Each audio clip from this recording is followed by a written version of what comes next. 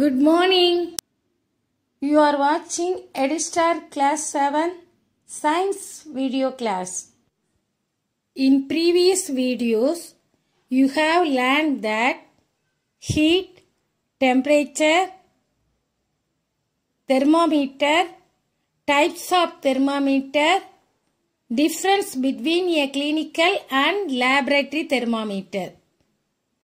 In this video class, we are going to learn about transfer of heat.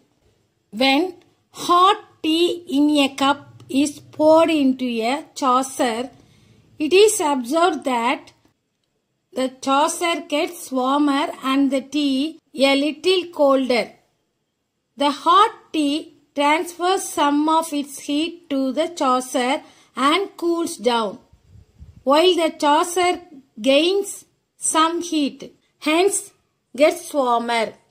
The flow of heat from a body at higher temperature to another body or to another part of the same body at lower temperature is called transfer of heat. Students, imagine your teacher has to distribute answer sheets to the students in the class. She can hand over the answer sheet to the first student and ask him to pass it on to the next student. The next student passes it on to the next, and so on. In this way, the last student can receive his answer sheet without actually moving from his place. The another way, the teacher may ask all the students to line up, call one student after the other to come and receive his answer sheet and go back. Then another way, the teacher may throw the answer sheet directly to the students without disturbing those sitting in between. Look at the picture. In nature, there are three distinct ways in which heat is transferred. They are conduction, convection, and radiation. Let us study these three modes of heat transfer in detail now. Students, let's see conduction first. If we heat one end of a steel spoon by keeping it over a flame, what did you observe? We find that its other end also becomes hot after a while. Look at the picture. In this case, heat is transferred from the hot end of spoon to its cold end by conduction. The transfer of heat by the process of conduction takes place only in solids. Students, it's time for activity. Take a rod or flat strip of a metal. Fix a few small wax pieces on the rod. These pieces should be at nearly equal distance. Clamp the rod to a stand. If you do not find a stand, you can put one end of the rod in between bricks. Now heat the other end of the rod and observe it. What happens to the wax pieces? Do these pieces begin to fall? Which pieces falls the first? Do you think the heat is transferred from the end nearest to the flame to the other end? The wax nearest to the flame drops first, and finally the wax furthest from the flame. This happens because the heat travels gradually from the hot end of the metallic strip to its colder end. Wax melt and fall down one by one. The gradual flow of heat in a solid from the hot end to the cold end is called conduction of heat. Heat travels through solids by conduction. Students, What is conduction? The process by which heat is transferred from the hotter end to the colder end of an object is known as conduction. Students, now I am going to explain the process of conduction. In solids, the constituent particles are tightly packed.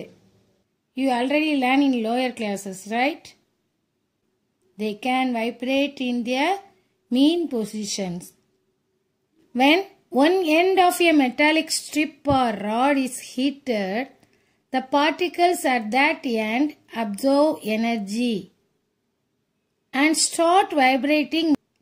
These vibrating particles collide with their neighbors and transfer a part of heat energy to them.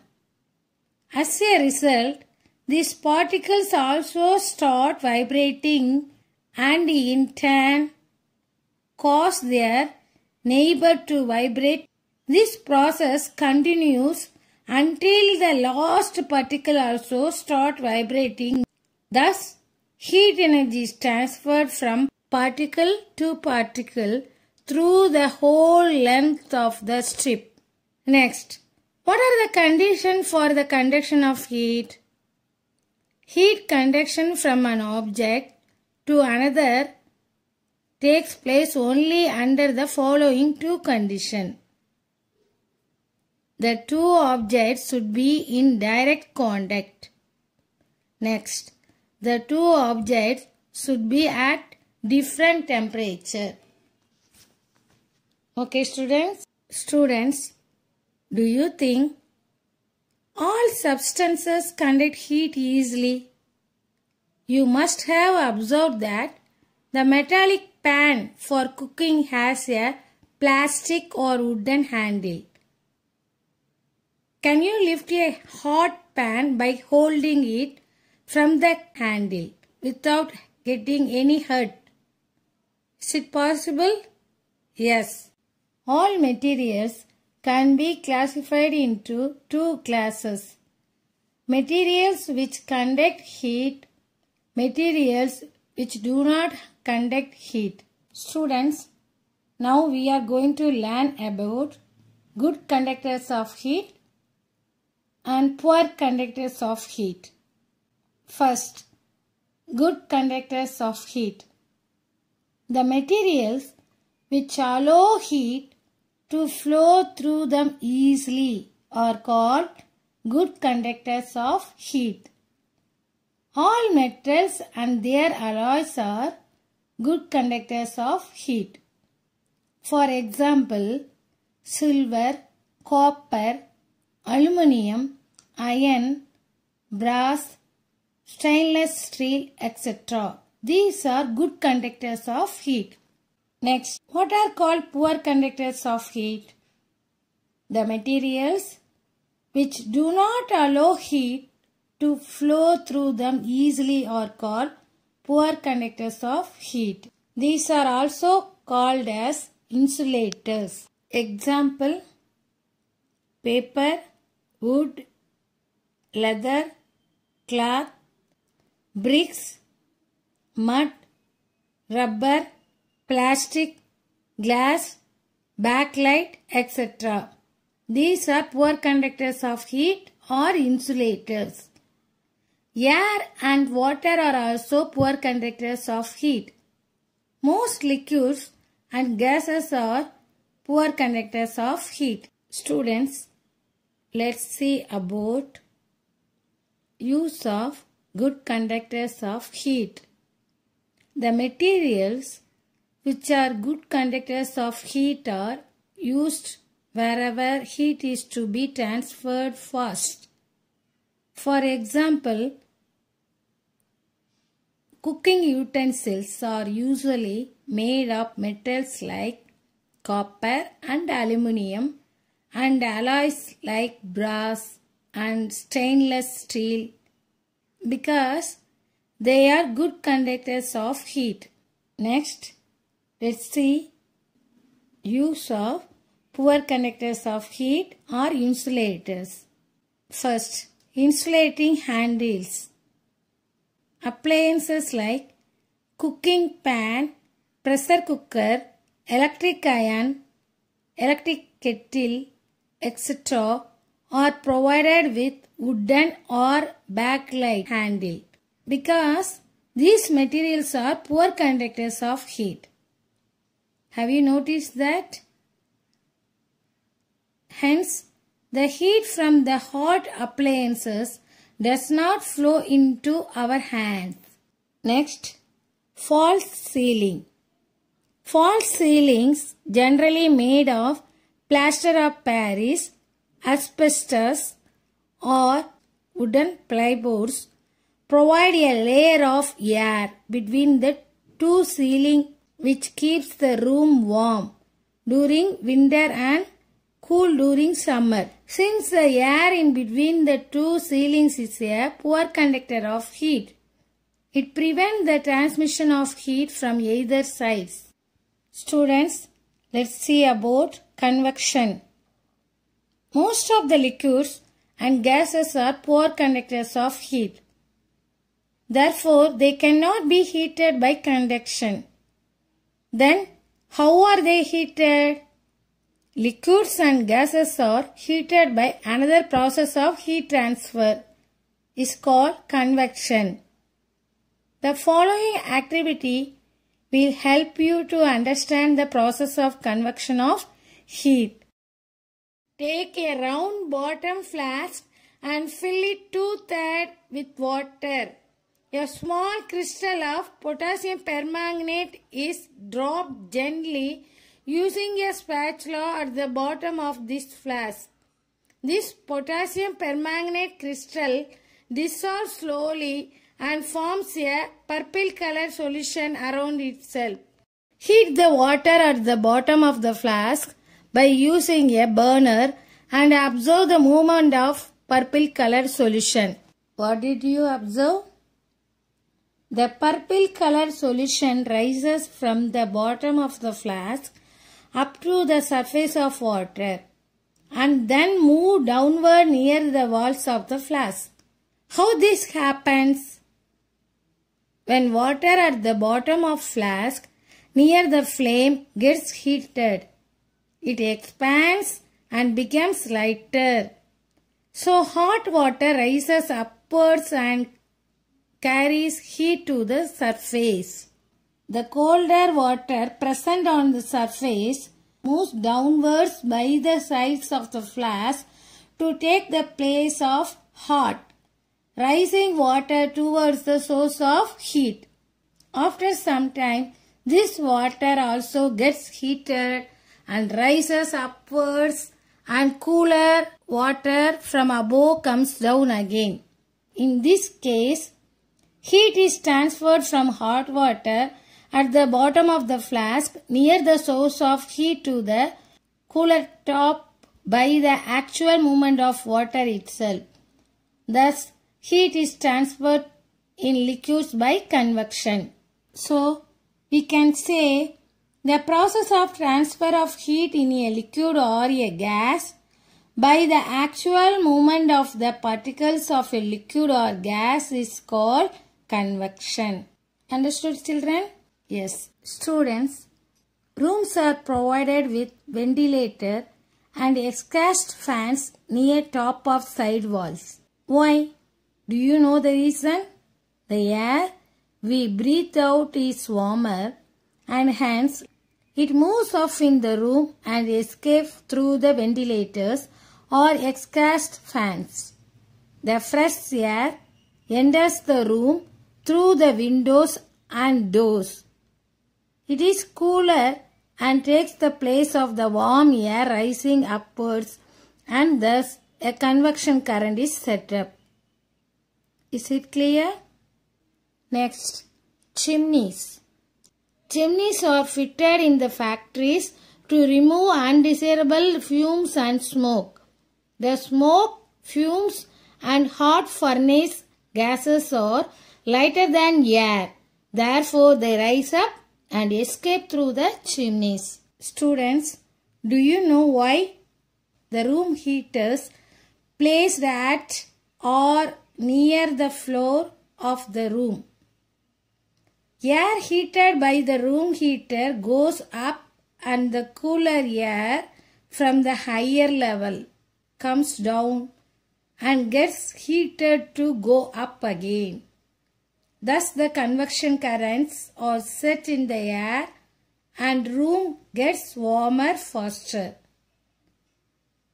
Is it clear? Do you know why the freezer mostly located at the top in a refrigerator? Any guesses? The air inside and around the freezer compartment gets cooled and moves downwards, and the lesser cool air moves up to get cooled. Thus, convection currents are set in the air and the lower section of the refrigerator also gets cooled faster. Students, let's learn about convection current in nature. In coastal areas, breeze generally blows from the sea to the land during the daytime and from the land to the sea during the night. These sea and land breezes are actually convection currents. Students, you have learned already in lower classes sea breeze and land breeze, right? Now I am going to explain sea breeze. Land absorbs heat faster than the sea. During the daytime, the land heats up more quickly than the sea water. Thus, the air above the land surface, being more heated, expands and rises up. The cooler air from above the sea surface blows towards the land to take its place. Look at this picture. This sets up convection currents. The cool air from the sea blowing towards the land is called sea breeze. The windows of the houses in coastal areas are made to face the sea to receive the cool sea breeze. Next, land breeze. Land loses heat faster than the sea. At night, the land cools more quickly than the sea water. Thus, the air above the sea being warmer rises up and the cooler air from above the land surface blows towards the sea to take its place. This sets up the convection current. The cool air from the land moves towards the sea. This is called the land breeze. Students, look at this picture. Students, let's see about radiation. We feel warm when we sit in the sun, in front of fire, or in front of an electric heater. Do you think how does heat travel from the sun or from the fire or from the electric heater to us? There is no direct contact between us and the source of heat, isn't it? The air between us and the source of heat is a bad conductor of heat.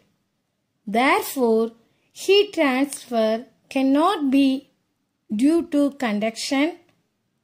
It cannot be by convection because the hot air rises upwards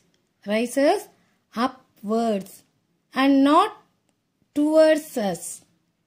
In fact, heat from any distant source reaches us by another mode of heat transfer called radiation. All hot substances, whether solids, liquids or gases, transfer heat by radiation.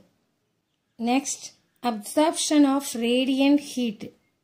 Light, which is a form of radiant energy, also travels at a great speed in all directions from the body emitting it and does not need a material medium. When light falls on a body, it is partially absorbed and partially reflected.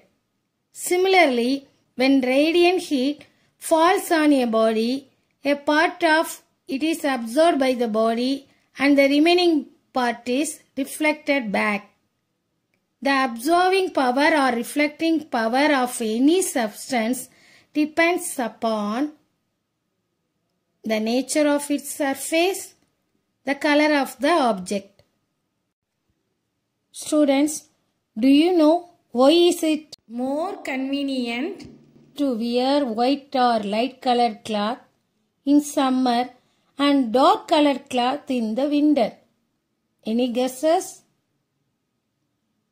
We wear white or light colored cloth during summer but dark colored cloth during winter. This is because white or light colored cloth absorb lesser heat and keep us cool during summer. On the other hand, black or dark colored cloth absorb more heat and keep us warm during winter. Understood, students? Next, why does an electric room heater has a polished surface? An electric room heater is provided with a curved polished metal reflector behind the heating element. This polished surface reflects back all the heat radiation falling on it towards the person sitting in front of the room heater. Okay, students, this chapter gets over. I gave 3 videos in this chapter, part 1, part 2 and part 3. Students, coming Friday, that is 7th August, online test in this chapter. So prepare well, read the lesson well and watch again the given videos, part 1 and part 2 and part 3, and prepare well. Students, complete the book back exercise in your book with pencil.